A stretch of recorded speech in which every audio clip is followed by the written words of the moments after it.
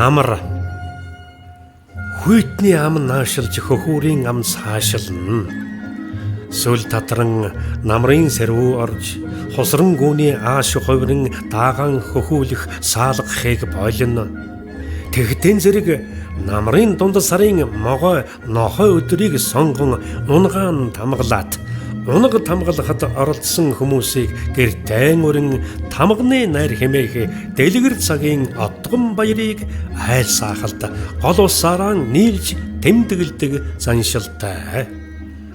Унгаан тамгалж гүйцсний дараа гүн зэлний гадсан дээр сан тавьж гадсаан суглан авч нүхэнд нь 10 удаа хийж гүн саман дусаан газар дэлхийгээ мэлаж тэнгэр хангайтан мөн дээжэн өргөснөөр гүүгэн тавьмгүй.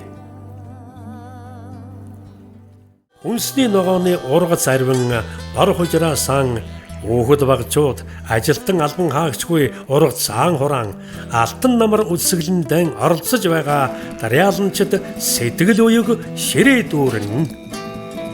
баян өндөр сумын өрхийн үйлдвэрлэл эрхлэгч баялаг бүтээгч иргэд